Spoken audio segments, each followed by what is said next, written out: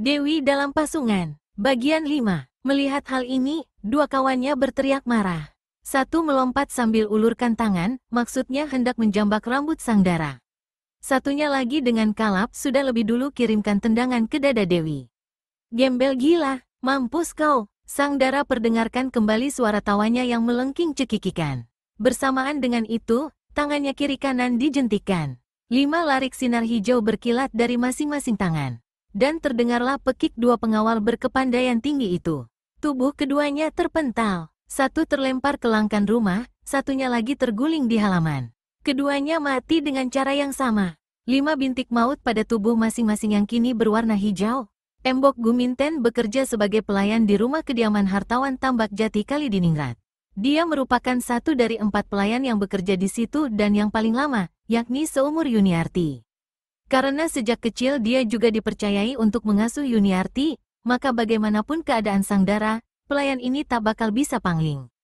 Pagi itu, Embok Guminten seperti biasanya bangun lebih dahulu dari pelayan-pelayan lainnya, tentunya juga lebih dahulu dari suami istri Kalidiningrat. Mendengar suara ribut-ribut di halaman depan, pelayan ini setengah berlari segera membuka pintu depan. Bukan 3 sosok mayat pengawal yang membuatnya menjerit ketakutan, tapi sosok tubuh gadis yang terpasung di dekat tangga depan yang membuat perempuan ini berteriak dan menggigil. Wajah gadis itu adalah wajah mendiang Yuniarti, putri majikannya yang meninggal dunia 1,5 tahun lalu akibat sakit sampar. Kini gadis itu muncul dalam keadaan seperti itu. Tidak dapat tidak, pasti itu adalah setannya. Arwahnya yang gentayangan. Embok Guminten menjerit lagi lalu menghambur lari ke dalam rumah. Hampir saja dia bertabrakan dengan majikan perempuannya di ruang tengah. Embok Guminten, ada apa kau seperti orang dikejar setan? Menegur istri hartawan Kalidiningrat. Setan, memang ada setan, Jeng Ayu. Setan, setannya dan Ayu Yuniarti, jawab si pelayan seraya menunjuk-nunjuk ke bagian depan rumah. Jangan bicara melantur pagi-pagi begini, Embok Guminten, ujar istri hartawan Kalidiningrat. Kau membuat kacau saja, demi Tuhan, Jeng Ayu. Silahkan Jeng Ayu melihat sendiri ke depan. Antara percaya dan tidak, akhirnya sang majikan melangkah juga menuju bagian depan rumah dan membuka pintu yang tadi dibantingkan si pelayan. Saat itu hari telah mulai terang karena di timur matahari telah terbit. Pintu terbuka lebar. Istri hartawan Kalidiningrat melangkah ke langkan depan dan saat itu pula langkahnya tertahan. Ya Gusti Allah, betulkah itu? Betulkah itu dia? Anakku Yuniarti. Yuniarti, perempuan itu menjerit tapi tak berani mendekat. Dia menjerit lagi, membuat Tambak Jati suaminya terbangun. Lelaki ini segera menyambar beberapa senjata pusaka dan menyisipkan di pinggang, baru membuka pintu kamar dan menghambur keluar. Saat itu beberapa orang pengawal telah pula berdatangan dan segera mengurung Dewi sementara beberapa orang lainnya menggotong 4 mayat yang bergelimpangan di halaman depan itu. Apa yang terjadi? Ada apa? Hartawan Tambak Jati Kalidiningrat bertanya tegang. Sang istri yang masih menjerit-jerit langsung menubruk suaminya. Sebelum sempat mengatakan sesuatu, perempuan ini sudah roboh pingsan. Tambak Jati berteriak memanggil pelayan perempuan. Istrinya segera dibawa masuk dan dibaringkan di atas ranjang. Tambak Jati sendiri segera melompati anak tangga dan menyeruak di antara kerumunan para pengawal. Sepasang mata hartawan ini terbentang lebar. Tubuhnya menggigil. Ada rasa kerinduan yang menusuk yang membuatnya ingin memeluk gadis yang duduk terpasung itu. Tetapi perasaannya yang lain mengatakan bahwa gadis itu bukanlah Yuniarti, melainkan hantu atau setannya.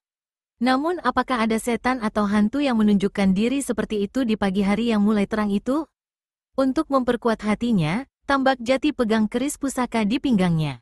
Dia melangkah lebih dekat. Gerakannya tertahan ketika tiba-tiba terdengar suara tawa panjang mengerikan. Para pengawal bersibak. Kemudian terjadilah hal yang hebat. Tambak Jati sempat melihat ada beberapa larik sinar hijau berkilat. Lalu 3 pengawal terbanting ke tanah. Tubuh mereka berwarna hijau, tak berkutik lagi alias mati. Melihat ini, para pengawal lainnya segera berhamburan lari. Namun hanya seorang yang bisa selamat. 4 lainnya roboh hampir bersamaan ketika larikan-larikan sinar hijau yang keluar menyambar dari ujung-ujung jari sang dara menghantam tubuh mereka. Kini tinggal Tambak Jati Kalidiningrat tegak sendiri sambil memegang sebilah keris keramat berluk 7 yang memancarkan sinar hitam redup. Manusia memegang keris, giliranmu mati sekarang. Makin banyak yang kubunuh makin senang hatiku. Sayang, kawan-kawanku tak ada di tempat ini. Sayang mereka tak bisa menyaksikan. Hik hik hik, Yuniarti, teriak Tambak Jati. Tubuhnya terduduk berlutut di hadapan anaknya sendiri. Yuniarti anakku, aku ayahmu nak, aku ayahmu, ayah. Hik hik hik, apa itu ayah? Aku tak punya ayah, tak punya ibu. Aku hanya punya 3 orang sahabat. Mereka tak ada di sini. Kau dengar itu lelaki yang memegang keris? Yuniarti, Gusti Allah, ampuni segala dosaku, Tuhan. Anakku, ampuni dosa ayahmu ini. Semua ini terjadi karena kebodohanku. Karena hatiku yang terlalu sombong dan pongah, tapi tak berani menghadapi kenyataan. Yuniarti, Tambak Jati ulurkan kedua tangannya hendak merangkul anak gadisnya. Tapi Sang Dara sendiri hanya tertawa cekikikan lalu mengangkat tangan kanannya. Kau layak mampus, siapapun kau adanya. Aku bersedia mati di tanganmu, Yuniarti. Aku ikhlas kau bunuh. Dosaku terhadapmu terlalu besar, anakku. Tapi biar kuambil dulu kunci gembok itu. Biar ku buka. Jilid 9. 2 bayangan putih tampak berkelebat menuju puncak Bukit Jati Padang. Di sebelah depan adalah seorang pemuda gondrong yang bukan lain pendekar 212 Wiro Sableng. Di belakangnya mengikuti seorang kakek berpakaian putih, mengenakan kopiah putih berbentuk aneh dan memanggul sebuah kantong besar terbuat dari kain putih.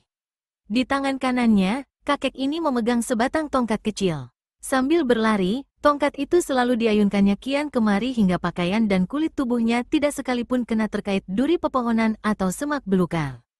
Berlainan dengan Wiro yang lari laksana dikejar setan, pakaiannya habis robek-robek dan kulitnya bergurat-gurat di serandung onak dan duri.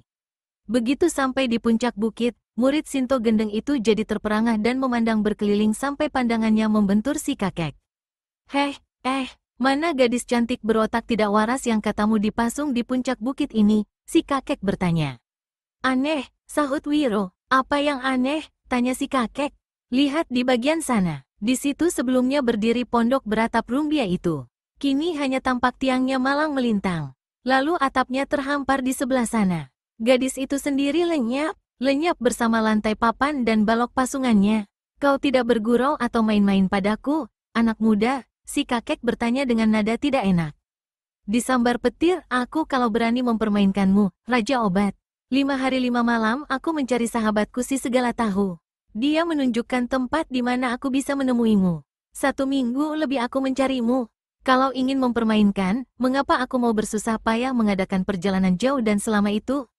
Pasti ada yang telah menculik Dewi sahabatku itu.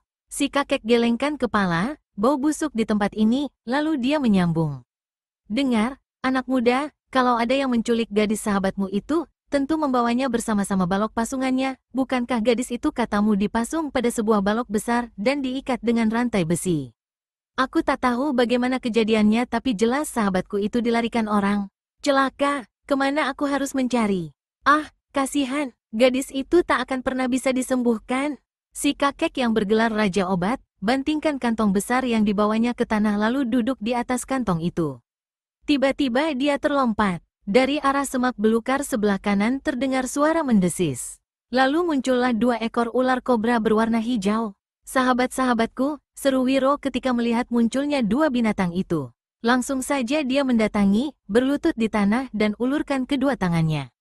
Si kakek terheran-heran dan juga ngeri ketika menyaksikan bagaimana 2 ekor ular kobra yang sangat berbisa itu naik ke atas lengannya kiri kanan lalu bergelung di bahu sambil menjilati leher dan wajahnya. Sahabat-sahabatku, dengar, kita kehilangan Dewi. Gadis sahabat kita itu lenyap. Tak tahu entah kemana. Kita harus mencarinya. Kalian berdua punya penciuman tajam. Kalian pasti bisa membawi jalan yang dilewati Dewi. Kita harus mengejarnya, kita harus menemukannya. Sepasang ular kobra goyang-goyangkan kepala tanda mengerti. Kedua binatang ini meluncur turun, tegak setengah badan di tanah, menatap ke arah kakek yang duduk di atas kantong.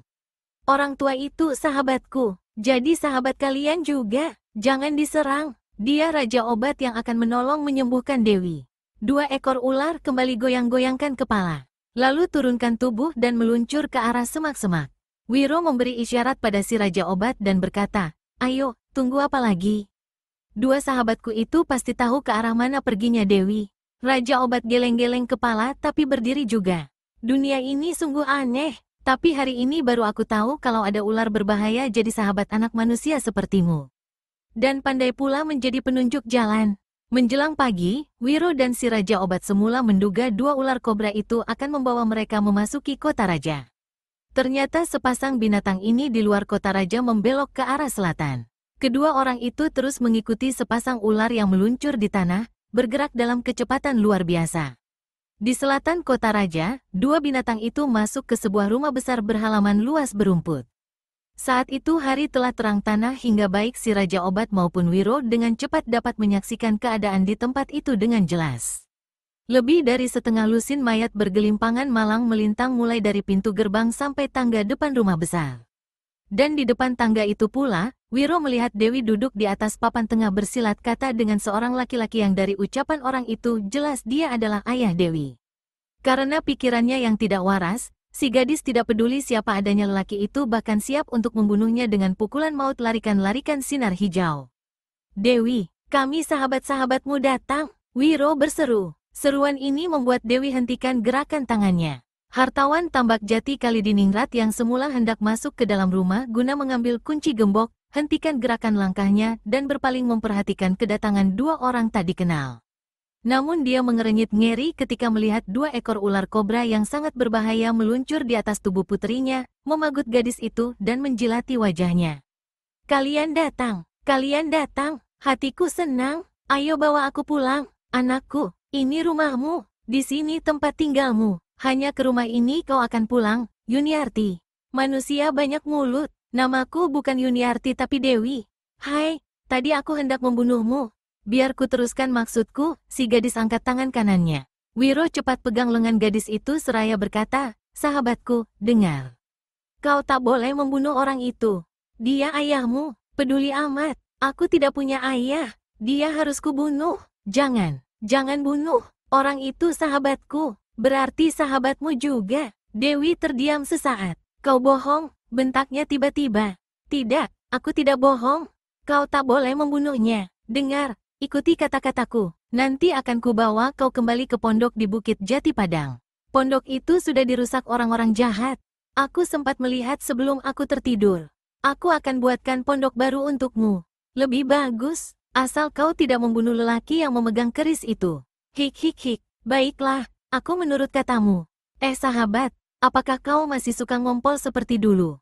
Tidak, aku tak pernah ngompol lagi. Aku sudah besar sekarang.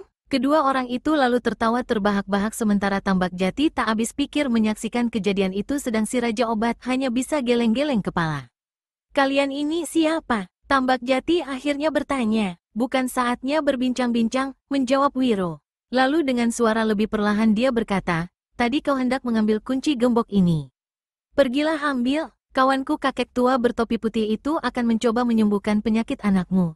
Bagi Tambak Jati Kalidiningrat, sulit dipercaya kalau kakek tadi kenalnya itu akan sanggup mengobati puterinya. Sebelumnya sudah banyak dukun besar, para ahli pengobatan dan orang-orang sakti telah mencoba mengobati Yuniarti tapi semua sia-sia belaka. Tak seorang pun berhasil. Wiro berpaling pada si Raja Obat dan bertanya, kau telah melihat keadaan sahabatku ini. Bagaimana pendapatmu? Kau sanggup menyembuhkannya? Raja Obat usap-usap pipinya lalu jatuhkan kantong kainnya dan duduk di atasnya. Dia merenung beberapa lama. Tambak Jati datang mendekat dan memegang bahu si orang tua. Orang tua, aku tak kenal padamu. Apakah benar kau akan mengobati anakku? Apakah kau sanggup melakukannya? Dengan izin Allah, aku akan mencoba. Mudah-mudahan Tuhan memberkati putrimu. Ketahuilah anak gadismu itu memang tidak waras. Tapi dia begitu bukan karena diobati atau diguna-guna orang. Kedua matanya memancarkan sinar murni pertanda jiwanya tidak sakit. Hanya kurasa ada sesuatu yang tidak beres dengan tubuhnya di sebelah dalam. Biar aku merenung untuk mengetahui di mana sumber penyakit putrimu. Tambak Jati anggukkan kepala. Dia melangkah mendekati Yuniarti, maksudnya hendak mengusap kepala putrinya itu, tapi Wiro memberi isyarat agar dia jangan mendekat. Si Raja Obat pejamkan kedua matanya. Kedua tangannya diacungkan ke muka dengan telapak membuka. Tubuh dan kedua tangan orang tua ini kemudian tampak bergetar. Keringat mengucur di wajahnya yang keriput. Dia merasakan satu aliran dingin meluncur dari kaki kanannya. Aliran dingin ini naik ke bagian atas tubuh, mula-mula ke paha lalu ke perut, terus ke pinggang, dada, leher, muka dan ketika aliran itu meluncur ke bagian kepala sebelah belakang, orang tua merasakan bagaimana hawa yang tadinya dingin tiba-tiba berubah menjadi panas. Perlahan-lahan Raja Obat buka kedua matanya dan turunkan kedua tangan. Tuhan telah memberi petunjuk, putrimu menderita gangguan di kepala bagian belakang, mungkin ada saraf atau pembuluh darahnya yang terjepit hingga hawa segar tidak dapat masuk ke dalam otaknya. Apakah putrimu pernah jatuh sewaktu masih kecil, hartawan? Hartawan Tambak Jati terkesiap kaget. Benar sekali, orang tua. Anak itu waktu kecil nakal sekali dan suka memanjat. Dia pernah jatuh dari atas pohon. Kepalanya sebelah belakang benjol besar. Tubuhnya panas. Beberapa hari kemudian benjolan di kepalanya hilang dan panasnya turun. Tak ada gejala apa-apa setelah dia jatuh itu. Tapi beberapa tahun kemudian dia mulai menunjukkan kelainan-kelainan. Aku orang tuanya tak pernah menghubungkan soal kejatuhan itu dengan kelainan yang kemudian dideritanya. Justru kejatuhan itulah sumber malapetakannya, kata Raja Obat pula. Kau berhasil mengetahui sumber penyakit anakku. Terima kasih, orang tua. Tapi yang lebih penting, apakah benar kau sanggup mengobatinya? Raja Obat bangkit berdiri dan berkata pada Wiro, aku akan mengobati gadis sahabatmu itu. Tapi jika tidak kau totok dulu tubuhnya, tak berani aku melakukan. Tangannya bisa menjetikkan maut setiap saat secara tak terduga. Wiro tersenyum dan anggukkan kepala. Dewi, kau sudah siap untuk pulang ke Bukit Jati Padang. Pulang, itulah yang aku inginkan. Tempat ini tidak sedap baunya di hidungku. Hik. Wiro membelai punggung gadis itu. Lalu secepat kilat dia menotok urat besar di pangkal leher si gadis. Detik itu juga Dewi menjadi kaku, tak bisa bergerak, tak bisa bersuara, hanya sepasang matanya saja yang tampak berputar-putar liar. Tugasku selesai, Raja Obat. Giliranmu sekarang, kata Wiro memberitahu. Bagaimana dengan dua ular yang masih bergelung di bahunya? Aku tak mau mati konyol dipatuknya. Raja Obat takut pada bisa ular. Sialan kau, anak muda. Aku bukan segala-galanya. Aku tidak membekal obat penangkal racun ular, sahut Raja Obat pula. Sudahlah, lakukan pekerjaanmu. Aku jamin sahabat-sahabatku itu tidak akan mencelakaimu. Meskipun hatinya bimbang, namun akhirnya si Raja Obat melangkah juga ke belakang tubuh Dewi. Dari kantong pakaiannya, dia mengeluarkan sebuah kantong kecil terbuat dari kain putih. Lalu dari dalam kantong kain ini dikeluarkannya sebuah benda kecil halus berkilat berbentuk jarum yang ujungnya sangat runcing. Wiro, aku sudah siap. Awasi sahabat-sahabatmu itu, si Raja Obat memberitahu. Lakukan tugasmu, Raja Obat. Dua sahabatku tak akan mengganggumu, jawab Wiro. Dengan jari telunjuk dan ibu jari tangan kirinya, si Raja Obat menjengkal-jengkal bagian belakang kepala Dewi beberapa kali hingga dia menemukan satu titik yang dipastikannya paling tepat. Lalu pada titik itu jarum di tangan kanannya ditusukkan. Terjadi satu hal yang luar biasa. Meskipun saat itu Dewi berada dalam keadaan tertotok, namun tususan jarum sempat membuat tubuh dan kepalanya tersentak. Bersamaan dengan itu, kedua bola matanya yang selalu berputar-putar liar kini menatap tenang. Lalu sepasang mata yang bening itu tampak berkaca-kaca. Di lain saat, tampak ada air mata yang menetes melewati tanggul kelopak mata sebelah bawah. Dia menangis, bisik Wiro sambil menggamit tangan si Raja Obat. Alhamdulillah, itu pertanda pikiran dan perasaannya sudah pulih. Walaupun belum sepenuhnya, sahut orang tua itu pula. Luar biasa, secepat itu kau menyembuhkannya. Wiro memuji dan memandang pulang balik pada Raja Obat dan hartawan Tambak Jati. Hartawan ini juga tampak tersenyum walau tak kuasa membendung air mata. Raja Obat menunggu beberapa lama lalu perlahan-lahan jarum yang ditusukkannya ke bagian belakang kepala Dewi ditarik dan disimpan kembali dalam kantong kain. Dari dalam kantong besar yang selalu dibawanya kemana pergi, Raja Obat mengeluarkan 7 helai daun kering. Daun-daun ini diserahkannya pada hartawan Tambak Jati disertai pesan.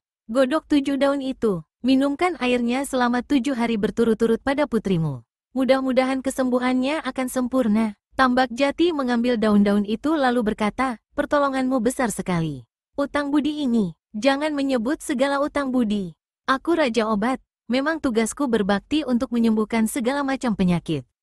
Tapi kesembuhan bukan aku yang membuat, melainkan Tuhan yang Maha Kuasa. Berterima kasih padanya. Raja Obat berpaling pada Wiro. Anak muda, saatnya kau melepaskan totokan di tubuh sahabatmu itu. Tapi sebelum melepaskan, alirkan tenaga dalammu ke tubuhnya agar kedua kakinya mampu digerakkan. Selama beberapa hari dia tak akan mampu berdiri dan berjalan. Tapi jangan khawatir, dia pasti mampu berdiri dan kembali berjalan. Wiro anggukkan kepala. Dia menoleh ke arah tambak jati dan berkata, saatnya untuk mengambil kunci gembok dan membuka rantai besi itu. Tambak jati Kalidiningrat melompat masuk ke dalam rumah. Di ruangan tidur istrinya masih berada dalam keadaan pingsan. Begitu kunci gembok didapat, dia kembali keluar. Dia sendiri yang membuka 2 buah gembok. Rantai besi terbuka. Balok besar yang memasung kedua kaki si gadis ikut lepas. Dengan air mata berlinang, tambak jati mengusap-usap kedua kaki anaknya. Dosaku besar sekali terhadapmu, anakku. Ampunilah ayahmu yang jahat ini. Juga ibumu. Ingin lelaki itu merangkul dan mencium putrinya. Tapi sepasang ular kobra yang masih melingkar di bahu Dewi membuat hatinya kecut. Wiro melangkah ke belakang si gadis. Mengusap punggungnya sambil mengerahkan tenaga dalam lalu melepaskan totokan pada pangkal leher Dewi. Begitu totokan terlepas, pekik dahsyat meledak keluar dari mulut gadis itu. Kesadaran rupanya membuat dia sangat takut pada 2 ular yang memagut bahunya. Dia berusaha bangkit tapi jatuh kembali karena kedua kakinya masih lemah. Sahabatku, tak usah takut. Ular-ular itu tak akan menggigitmu. Bukankah mereka sahabat-sahabatmu? Meskipun Wiro berkata begitu, si gadis masih saja menggigil ketakutan. Tapi melihat 2 ekor ular itu begitu jinak, meskipun agak takut-takut si gadis membelai-belai tubuh keduanya. Sahabat-sahabatku, bisiknya berulang kali dengan mata terus berkaca-kaca. Dia memandang pada Wiro. Kau siapa? Aku kenal wajahmu tapi kau siapa? Aku Wiro, aku juga sahabatmu. Apa kau lupa? Wiro anak sableng itu? Betul sekali. Hahaha. Dewi tertawa cekikikan. Suara tawa yang biasa dikumandangkannya ketika masih berada di Bukit Jati Padang. Suara tawa yang membuatnya merinding. Wiro melirik pada Raja Obat dan berbisik, katamu pikiran dan perasaannya sudah pulih. Tapi tawanya tadi menunjukkan dia masih sakit, Raja Obat. Raja Obat hanya tegak mengulung senyum. Suara tawa si gadis semakin tinggi dan panjang. Tiba-tiba gadis ini melompat ke punggung Wiro yang saat itu tengah bicara dengan Raja Obat dan membelakanginya. Wiro, sahabatku, gendong aku, bawa aku kembali ke hutan Jati Padang. Kita pergi sekarang juga bersama-sama dengan 2 sahabatku berbaju hijau ini. Celaka, gadis ini sama sekali belum sembuh. Jangan-jangan Raja Obat menipuku. Wiro mengomel dalam hati. Ayo jalan, lari Wiro. Jika kau tak mau menggendongku dan lari dari sini, aku akan suruh ular-ular sahabatku ini mematukmu. Mendengar ancaman itu, Wiro segera berteriak. Jangan, aku akan membawamu kemana kau suka. Jangan suruh ular itu mematuk. Aku masih mau hidup. Kalau begitu, lari, dukung aku. Ya, aku segera lari. Sebelum meninggalkan tempat itu, Wiro Sableng berpaling pada Raja Obat. Kau lihat sendiri, dia masih belum sembuh. Kini aku ketiban celaka. Kau Raja Obat tolol. Dimaki begitu, si kakek hanya tertawa malah melambaikan tangan. Selamat jalan, anak muda, katanya. Selamat jalan segala, Edan, maki Wiro. Lalu dia mulai berlari meninggalkan tempat itu sementara Tambak Jati Kalidiningrat bersiap untuk mengejar tapi dipegang bahunya oleh si Raja Obat. Biarkan saja, mereka tak akan pergi kemana-mana. Ucapan itu tambah membuat Tambak Jati tidak mengerti. Dia hendak mengibaskan tangannya yang dipegang, tapi cekalan si Raja Obat kuat sekali, dia tak mampu melepaskan bahunya. Kurang kencang, Wiro, kurang kencang, ayo lari yang kencang, terdengar ucapan Dewi berulang-ulang sementara 2 ekor ular ikut mendesis-desis. Aku sudah lari sekencangku bisa, napasku sudah megap-megap, kau berdusta, gila, rasanya sudah mau mati, tubuhmu berat sekali, teriak Wiro yang lari sambil mendukung Dewi di punggungnya. Tiba-tiba si gadis keluarkan suara tertawa. Hahaha, suara tawa yang lain sekali dengan tawa-tawanya sebelumnya. Bukan suara tawa cekikikan itu. Heh, Wiro berpaling. Dilihatnya Dewi tertawa lebar malah mencibirkan mulutnya. Jika kau memang letih, berhenti saja di bawah pohon sana. Dan kau tidak akan menyuruh ular-ular itu mematukku? Tidak. Dan kau tidak akan memintaku mendukungmu ke hutan Jati Padang itu? Tidak. Heh. Wiro hentikan larinya dan menarik si gadis hingga kini mendukungnya di sebelah depan. Kalau begitu, kau sebenarnya sudah sembuh. Gadis dalam dukungan tertawa terbahak-bahak. Karena pertolonganmu aku memang sudah sembuh. Hanya kedua kakiku masih lemah karena terlalu lama dipasung. Aku hanya menggodamu. berpura-pura masih sakit dan mengancammu agar mendukungku ke puncak Jati Padang. Dan, Wiro turunkan Dewi dan sandarkan ke batang pohon rindang di tepi jalan. Keduanya lalu tertawa terbahak-bahak dan saling berangkulan.